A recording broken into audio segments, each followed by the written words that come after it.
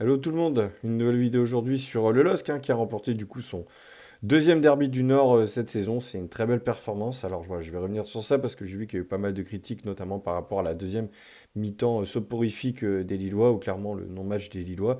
Alors oui, c'est clair que sur le terrain c'était pas fameux, c'était ennuyeux à mourir. Ouais, on s'emmerdait grave, quoi, on va pas se mentir. Après, je pense que Lille n'a pas su déployer son jeu. Lens est rentré avec de nouvelles intentions, avec peut-être l'idée justement de ne pas sombrer dès le premier quart d'heure justement de cette deuxième mi-temps. Ils avaient peur d'être pressés haut et je pense ils avaient procédé à pas mal de réajustements au niveau tactique. Ça leur a permis justement de verrouiller un peu plus les côtés.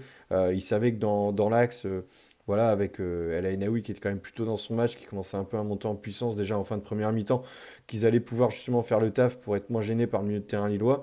Donc voilà, ils ont plus essayé de verrouiller plutôt que de jouer, et c'est pour ça qu'on a assisté à un match où Lens finalement avait la maîtrise sur la deuxième mi-temps, mais sans être réellement dangereux, quoi. Je veux dire, le premier tir est survenu à l'heure de jeu, je crois, avec le coup franc d'El Ainaoui. Donc c'est quand même dingue, quoi, pour un derby quand t'es mené 1-0. Alors, je vais pas revenir sur ça, hein. Je veux dire, ça n'empêche pas le fait que Lille ait effectivement été bien gêné justement par le bloc lensois.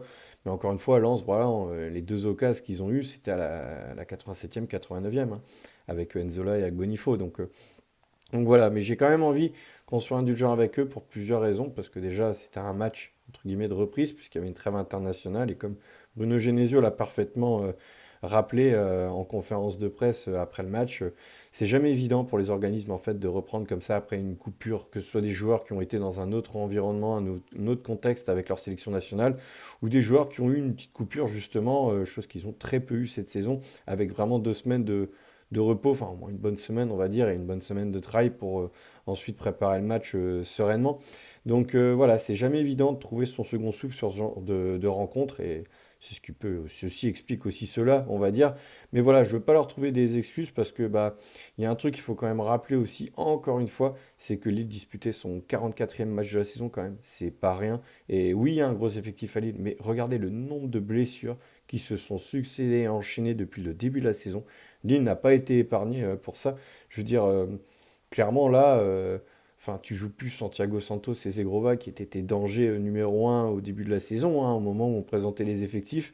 Il faut pas l'oublier ça aussi. Et c'est pour ça que je pense que justement un retour d'Edon Zegrova, enfin moi j'attends énormément de l'international kosovar, hein, du côté du LOSC, parce que bah, lui il a tout à gagner clairement, parce que s'il veut justement, il doit se sublimer en fait justement et porter le LOSC bah, sur la première marche du podium, au moins la troisième place, un synonyme de qualification directe pour la Champions League, ou au pire à la quatrième, comme on l'avait fait la saison dernière, pour justement voilà, retrouver un peu de sa splendeur et montrer qu'il est toujours là, qu'il est toujours aussi talentueux, parce que bon, c'est très bien qu'il aura un bon de sortie pour le prochain mercato estival, donc c'est un peu win-win, on va dire que c'est gagnant-gagnant, aussi bien pour le joueur que pour le club. Donc voilà, moi c'est tout ce que je souhaite. Je pense que le retour d'Eden Zegrova, ça peut être aussi, outre la touche technique, on va dire, un peu plus de percussion, amener du danger, faire peur aux adversaires. C'est surtout que ça va amener ça aura un impact psychologique énorme sur le reste du groupe lillois, en fait. Parce que quand tu as un joueur comme ça, je veux dire, c'est un petit peu comme l'équipe de France en 2006 avec le retour de Zidane.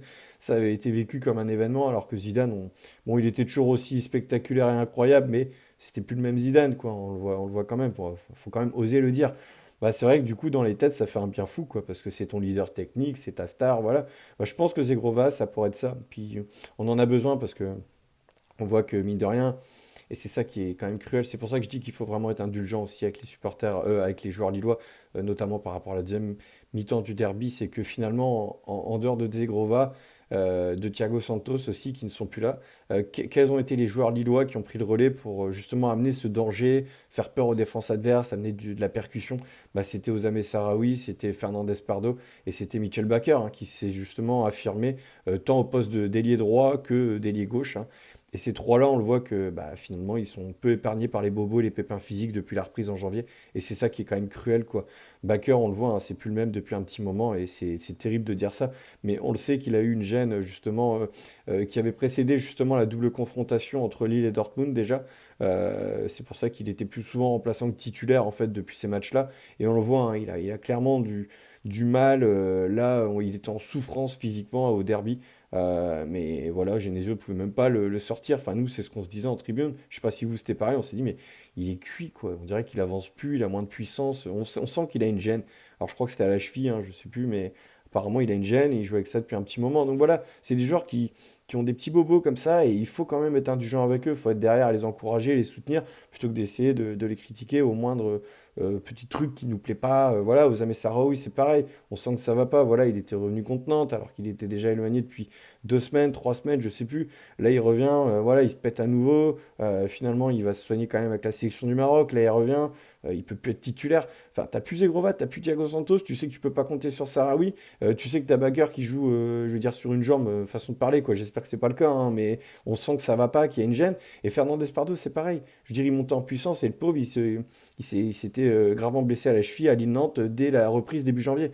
Et on sent que la reprise a été compliquée pour lui. On sent qu'il n'avait pas la même tonicité, la même puissance sur les changements d'appui, des trucs comme ça. On sent qu'il n'est pas à l'aise, quoi. Par contre, c'était quand même sympa de le voir à ce niveau-là sur cette première mi-temps dans le derby. C'est quand même encourageant parce que un retour d'Eden Zegrova plus une montée en puissance de Fernandez Pardo, si vraiment les pépins physiques sont derrière lui, je pense sincèrement que ces deux joueurs-là, ça peut être des armes redoutables, déjà pour amener du danger et faire peur aux défenses adverses, mais aussi psychologiquement pour amener un énorme plus, un énorme coup de fouet positif, on va dire, pour le reste du groupe, pour attaquer au mieux ce sprint final et cette course au podium, hein, justement, et à la Ligue des Champions. Donc, c'est cool, c'est pareil, on critique beaucoup Thomas Meunier. Thomas Meunier, déjà, je veux rappeler quand même pour Sarawi, Fernandez Pardo. Et bon, Bakker, c'est différent, c'est vrai. Mais Bakker, lui, on sait que c'est un coup. Il y a Gudmundsson aussi. Gudmundsson, je voulais en parler d'ailleurs. C'est vrai que lui, voilà, il enchaînait tous les matchs depuis le début de la saison. C'était juste dingue. Quand Ismaili était pas là, etc. Enfin, c'est lui qui a tout le temps joué. Il avait aucun temps de repos. Et là, on sait qu'il a eu la grippe il y a de ça plusieurs semaines, hein, maintenant, même un mois, je crois, je sais plus.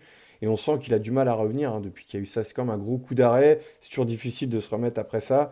Et on sent que c'est compliqué pour lui. C'est pour ça qu'il est plus souvent remplaçant titulaire. Après, tant mieux, il y a Ismaili qui peut prendre le relais et qui est au top sur au moins 1 heure de jeu, 60 minutes. Donc c'est positif aussi. Mais voilà, je veux dire, c'est pas évident pour tous nos soldats lillois. C'est pour ça qu'il faut vraiment les encourager et pas chercher la petite bête pour les critiquer ou dire que des fois il y a moins d'intensité, qu'ils reculent, on ne sait pas pourquoi. Peut-être qu'ils sont tout simplement cuits et que justement il faut que bah, nous on soit là. Je veux dire, quand nous, je parle de tous les supporters lillois, ceux qui les encouragent au stade ou autre pour bah, être le 12e homme et à chaque fois les pousser justement pour avoir ce plus psychologique qui va les aider justement à finir cette saison en boulet de canon, quoi. Et voilà, je parlais de Thomas Meunier là tout à l'heure, bah, c'est pareil. Lui, ok, il a l'habitude d'enchaîner les matchs, alors qu'Oussama Sarawi, avant, il n'avait pas l'habitude d'enchaîner les matchs. Fernandez Pardo, pareil. Meunier, lui, il avait l'habitude de jouer tous les 3 jours hein, dans les clubs où il passait avant. Mais c'est vrai qu'il est plus tout jeune, quoi, on va pas se mentir. Et ça aussi, c'est un problème, le fait de ne pas avoir pu recruter Lucas Jaquez, hein, vous voyez, le défenseur central international espoir suisse, qui avait fait faux bond, hein, un problème d'agent, voilà, on va pas revenir là-dessus. Je pense qu'il y a déjà plusieurs médias qui ont expliqué plus ou moins ce qui s'était passé. Mais finalement, il fait faux bond à Olivier Létang, dirigeant lillois à la dernière minute pour signer, enfin, quitter Lucerne pour aller à Stuttgart pour 6 millions. Ah, c'est dommage parce qu'en plus, il joue même pas là-bas. Je pense que même lui, enfin, quand tu vois que Stuttgart en fait était éliminé de la Champions League, que Lille était encore en course justement pour la Champions League, finalement, c'était peut-être le meilleur plan pour lui justement d'aller en Ligue 1 parce qu'il aurait sûrement obtenu plus de temps de jeu. C'est vrai que du coup, c'est compliqué parce qu'on sent qu'Aïssa Mandi, c'est compliqué pour lui. Il a joué le derby en étant malade. D'ailleurs, au passage, je le dis parce que je sais pas si ça a été enfin, dévoilé dans la presse, mais Haraldsson ne pouvait pas jouer parce qu'il lui aussi il était malade en fait. Apparemment, il a eu bah, il a eu des gros, il a eu des petits soucis. Je vais pas vous faire un dessin, mais c'était pas très beau. Voilà, la veille du match en fait. Voilà, donc je crois que d'ailleurs il a même écourté sa séance d'entraînement. Ça, c'est ce que j'ai cru voir sur un média par contre, mais moi on m'avait dit justement que ça allait pas trop et que du coup ça allait être compliqué qu'il tienne sa place. Je pense même que l'avoir mis sur le banc, finalement, c'était peut-être plus pour faire peur aux dirigeants lensois ou j'en sais rien, mais il n'était pas forcément en mesure de tenir sa place. Je pense que selon le match, enfin, si vraiment, par exemple, Lille ne menait pas au score en fait dans le dernier quart d'heure, bah, peut-être que là, les Genesio l'auraient quand même fait rentrer, l'aurait laissé, enfin, l'aurait envoyé sur le terrain avec des petits cachetons, là, justement, histoire que ça tienne, quoi, pour au moins 15 minutes. Mais non, apparemment, c'était pas la grande forme. Donc, bon, là, j'ai vu qu'il a repris le chemin de l'entraînement avec le groupe, là, à Luchin. Donc, c'est bien. Il avait l'air cool. Donc, j'imagine que tout est passé, que ça va beaucoup mieux. Donc, tant mieux.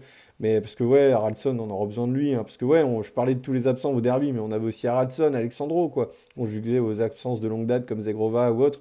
Enfin, sincèrement, il faut être indulgent et puis il faut aussi savoir savourer les victoires dans des derbies. C'est ce que je disais dans une précédente vidéo. Enfin, moi, je me souviens, j'ai commencé à aller au stade dès mon plus jeune âge, en 1992. Je crois qu'entre 92 et 97, j'ai vu seulement deux victoires dans un derby pour Lille à Grémont-Pré-Joris.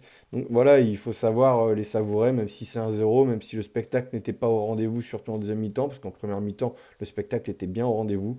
Donc voilà, il faut être derrière eux, être à 200%, et encore une fois, je le dis, il faut aussi se mettre à leur place et comprendre aussi, au vu du contexte, que finalement, bah, ils sont lessivés, quoi. Il y en a plus d'un qui sont lessivés là actuellement. Il y a eu beaucoup de matchs, les 44 matchs déjà joués cette saison. On l'a vu l'année dernière, hein. L'année dernière, ils étaient cuits, mais tu étais tellement dans une spirale positive avec la Conference League qui te portait que finalement, c'est l'élimination cruelle face à Aston Villa qui a été. C'est là où le ressort il a lâché, quoi, où il a pété. Et on l'a vu, ça a été très difficile pour eux de finir la saison et parce qu'ils étaient cuits tout simplement. Donc voilà, j'espère que le public lillois jouera parfaitement son rôle de deuxième homme pour bah, pousser tout le groupe vers le haut. Et encore une fois, un Fernandez Pardo qui retrouve toutes ses sensations. Il n'y a plus de bobo et on espère que ça sera pareil pour Sahraoui, Gudmundsson, tous les autres. Et surtout un Edon Zegrova qui, je l'espère, reviendra dès ce week-end. Voilà, là pour moi, pour le coup, ça peut être vraiment, psychologiquement parlant, ça peut être génial pour le groupe lillois pour aborder au mieux ce sprint final en Ligue 1.